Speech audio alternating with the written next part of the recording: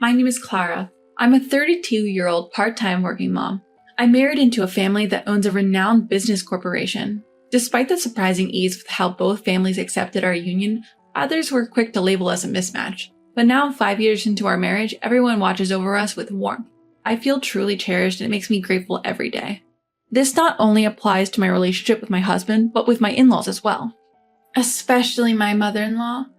She treats me just like her own daughter. Clara, darling, are you feeling all right these days? You look like you've lost some weight. I'm worried about you. Here, take this. Why don't you go out with that co-worker friend who visited the other day? What my mother-in-law handed me was a coupon for a popular steakhouse. I can't use these lunch vouchers because I usually eat at our company's cafeteria. It'd be a waste to let it go unused, so you enjoy. Even though I could go out with my father-in-law on my day off, my mother-in-law told me not to worry, so I wouldn't feel pressured. Nevertheless, the amount inscribed in the discount voucher was incredibly luxurious, something I usually wouldn't even think about. Moreover, I was gently informed that there was a dress code suggesting I dress up a bit. I initially hesitated but agreed to enjoy the generosity of my mother-in-law when she made a certain request. Wow! My friend and I, upon entering the restaurant, instinctively gasped in awe. The long counter made of a genuine marble and the highly polished iron plates were simply spectacular. This is amazing. Overwhelmed by the ambience of the restaurant, a man who appeared to be the chef warmly showed us to our seats across the counter. I've been told by your mother-in-law that I can freely exercise my culinary skills to your heart's content. May I? Encouraged by the chef's experienced demeanor, my friend and I silently nodded in agreement, feeling a bit relieved. After all, we had no idea what or how to order in such a high-end restaurant. Just as the madam said, I'm delighted to see you enjoy your meal so heartily. Please come again. One by one, the delicacies melted in our mouths, and my friend and I, satiated to the brim, breathed contented sighs. The chef watched us leave with a friendly smile. However, that was delicious, wasn't it? The waiter guided us to the exit, scornfully remarked, You don't even know what you're eating. What? Shocked, we thought we misheard, but then we heard the waiter mutter, Lunch with the discount voucher. He must have gotten it for cheap at some ticket shop or something. The waiter sneered at us, making us feel uneasy. Seriously, you ate a lot. It's disgusting. Seriously, spare me. Are you even a woman? Gross.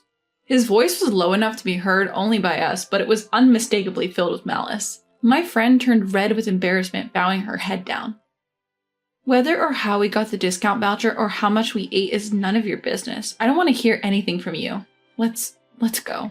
Frustrated and upset, my voice shook, but I made sure to say what needed to be said and then urged my friend to leave the restaurant. As it turns out, my friend and I hold national qualifications as certified garden management engineers, recognized by the Ministry of Land, Infrastructure, Transport, and Tourism. We work in gardening, maintaining parks and roads, and working with greening initiatives. This might sound like a cute job, but it's quite physically demanding when you're out in the field. Our body is our capital. Unlike my slim husband, I can easily carry items weighing more than 20 kilos. Okay, I lied. Well, to confess, my husband can't bridal carry me, but I can lift him. Although we're not fat, we have firm muscles for women. We love our work, but we do have moments when we wish we could be bridal carried. It's a bit of a dilemma, we often joke. Because of our physical demands, we can eat more than twice the amount of food an average woman can. Of course, I love meat. I think the chef made our hearts flutter by saying, The madam told me you could enjoy the meal to your heart's content, and I'm glad you enjoyed your meal so much because my mother-in-law had told him about us. Still, the deliciousness of the food got the better of us, and we ate more than usual. However, being called disgusting was too much. My heart, which had been so excited just moments ago, suddenly felt deflated. I'm sorry, it's because I invited you. My friend, whose cheeks were still flushed with embarrassment, reassured me that it wasn't my fault, but I couldn't shake off my feelings. Moreover, I felt pathetic when I opened my bag to give a tissue to my friend who had teary eyes, and I discovered I seem to have left my handkerchief in the restaurant. It was a beloved handkerchief that my mother-in-law had given me as a gift. As I usually dressed in jeans and sneakers for work, I was nervous wearing an unfamiliar dress and pumps and had been holding the handkerchief all the time to hide my sweaty palms. I think I dropped it when I confronted the waiter. I'll go back and get it. The thought of encountering that waiter again was distasteful, but I didn't want to leave my precious handkerchief behind. However, the restaurant had closed for lunch by the time we returned, so my friend, who had come along with me, and I researched for the back door. Ah, there! We spotted the chef and the rude waiter near the back door. Even so, to have a customer get angry like that. Wasn't there some sort of rudeness? I said it many times. This is customer service. Depending on your attitude, even the owner's reputation, who is your father, could be affected. You need to be aware of that. Yeah. In response to the admonishing chef, the waiter maintained a sullen face, nonchalantly brushing off his advice. It seems that the waiter from before was the son of the owner of this restaurant. Excuse me for interrupting, but was there a handkerchief left behind today? Feeling guilty about eavesdropping even unintentionally, I quietly addressed them. The chef, as before, responded to me with a smile. Please apologize properly, he told the waiter. The chef, who had brought the handkerchief from inside, handed it to the waiter and encouraged him to apologize. However, while the chef was inside, the waiter, who had been grumbling things like, "Don't look at me, you scum," not only disobeyed the chef's instruction, but also crumpled up the handed handkerchief and threw it forcefully at my feet. Then, with loud footsteps, he walked back into the restaurant, leaving the flustered chef to apologize profusely to us, to the point where we felt embarrassed. A while later, I had another encounter with this waiter. You're really bottom tier, aren't you? Did you know that? It's obvious in this world that being skinny is ideal. Poor people like you have no demand except for outdoor jobs, and your bones get big, don't they? I bite my tongue hard to suppress my retort towards the waiter's scornful smile. In reality, the favor I was asked for my mother-in-law in exchange for the discount coupon was a proposal for indoor decorations that would suit the restaurant's atmosphere. Clara, you also have qualifications in garden decor, right? This restaurant is our business partner. I'd like you to work on it while you're dining there. Wouldn't that be great? It was a kind gesture from my mother-in-law and a delightful work proposal, but today was a discussion while observing actual plans for the arrangement. But I never expected him to be a part of it. Furthermore, he seemed to have tagged along for the inspection, and in the absence of the chef, who usually plays the role of supervisor, he was more intrusive than ever. I prepared materials over there, please take a look. He was pressuring me with a low voice, checking around to make sure no one was watching. Oh, not saying anything today? Well, you would be in trouble if you can't get a job from us, right? Please, over there. What? I'm saying this loud enough for you to hear because you're ignoring me. Despite his malicious words and delight in being unpleasant, I remained silent. As much as I hated to admit it, I didn't want to ruin a job opportunity introduced by my kind-hearted mother-in-law because of him. He left the scene with a laugh, shrugging his shoulders at my reaction. Hey Clara, I'm sorry for asking this only a month later, but is it okay to have the next birthday party at the steakhouse we went to last time? My mother-in-law asked me this with a slightly troubled look when my father-in-law's birthday was nearing. It was a family tradition that my mother-in-law wanted everyone to attend my father-in-law's birthday party once a year. All three brothers, their families, and I regularly meet as we all get along well, and everyone looks forward to celebrating not just my father-in-law's birthday, but also my mother-in-law's birthday every year. I told him to tell me his favorite restaurant, he just went ahead and booked it himself. Such a troublesome man. If I had known about this, I would have given you a coupon for a different restaurant, my mother-in-law sighed. Normally, I would readily agree, but this time I couldn't muster a smile because of the waiter. I was feeling apologetic. My mother-in-law suddenly became serious. Something happened, didn't it? Even when I tried to avoid her gaze, she quickly held my cheeks and brought my face close to hers. I confessed everything, and after thinking for a while, my mother-in-law's eyes sparkled. And so, on the day of my father-in-law's birthday, I visited the restaurant again, dressed in the same outfit as last time. Welcome, we're pleased to have you here. Lost amidst my gathered in-laws, I entered the restaurant, keeping my gaze lowered. The chef, as formal as ever, greeted me with a nod and a warm welcome, which slightly eased the tension I felt. However, unlike the counter we sat at last time, this time we were in a spacious private room. As each of us settled at the banquet table, I noticed the figure of the waiter bringing drinks. As he walked past me, his dismissive attitude and his habitual clicking tongue were just as they had been. In fact, the moment the chef left the room, it seemed as if he had discarded all his responsibilities as a waiter. With a dismissive throw of his words, he literally abandoned his service. You want a drink? Pour it yourselves. He showed no embarrassment in pointing to the drinks with such a flippant tone. Frankly, this is not a place for people like you understand? This is a social spot for the wealthy. The presence of poor people like you lowers its prestige. He said this as if it were self-evident and then heaved a dramatic sigh. And that is your best outfit? You look so poor. Haven't I told you before? A bottom-rung, poor, unintelligent glutton who can't even appreciate good food, especially a woman, should never show her face here again. Can't you even remember such a simple thing? Really, spare me. Just go home. With a shooing motion, he waved us off as if chasing away an animal.